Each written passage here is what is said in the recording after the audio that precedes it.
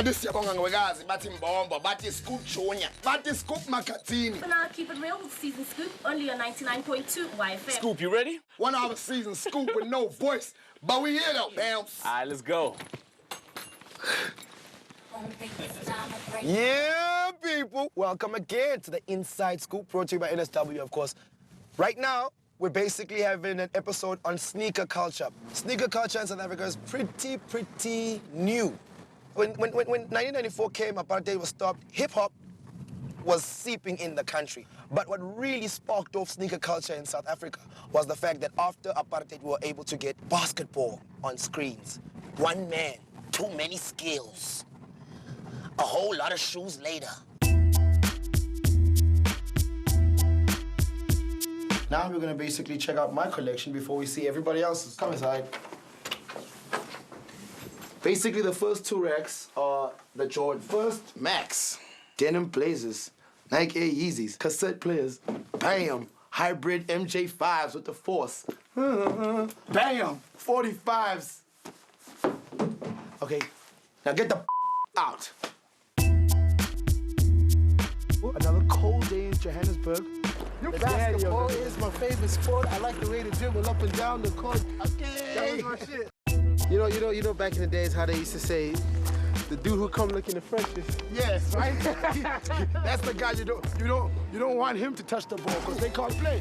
Oh, right there. Nice try, though. Very nice try. Cool, two ball players met at the court. Yeah, we tried to work it out, but that didn't work out that well. So we had to bring it right back to where Tumi lays down the work. Sneaker culture for you, was it the music first, or was it the sports first, or was it the fashion first? It was ball. It was, just really liking the game, falling in love with the sport. So all of it kind of happened concurrently. It's the hip-hop thing, like I told you, like Basketball by Curtis Blow was the first rap song I ever heard.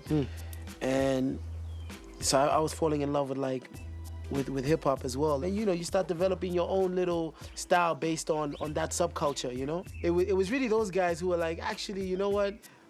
We're cool because of what we stand for. When I was 13, first pair of Jordans I got, I'll tell you now, was a pair of 4s. White, black? White. I have a flat foot, And it really takes a big shoe to contain, a big foot. Sneaker culture, like you landed back in SA deep in '93. No one was in it back then that much. I've always felt like I was divorced from it. From like, if it's a scene or a game or it's a lifestyle.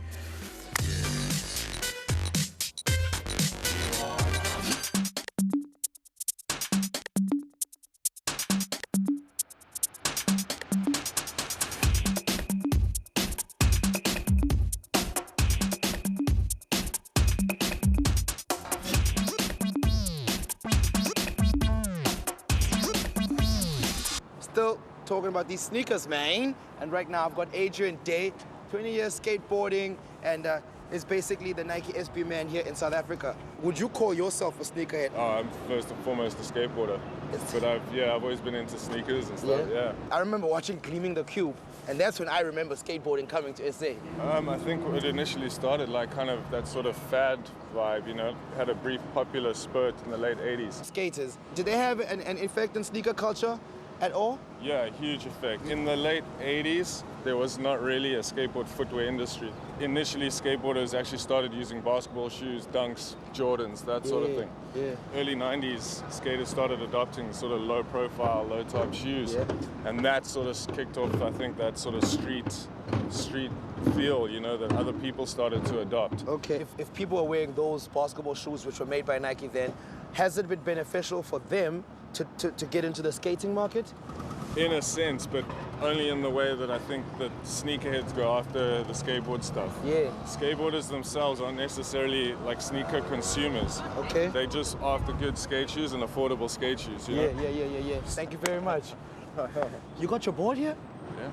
Time to grind some wheels, barrels. What do you call it? You know what I'm talking about.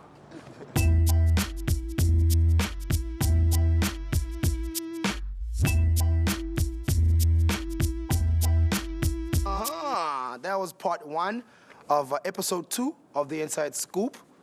Right now, we're about to check out part 2. It is the Inside Scoop, brought to you by NSW. And my sneaker collection is second to none. How's that for numbers games?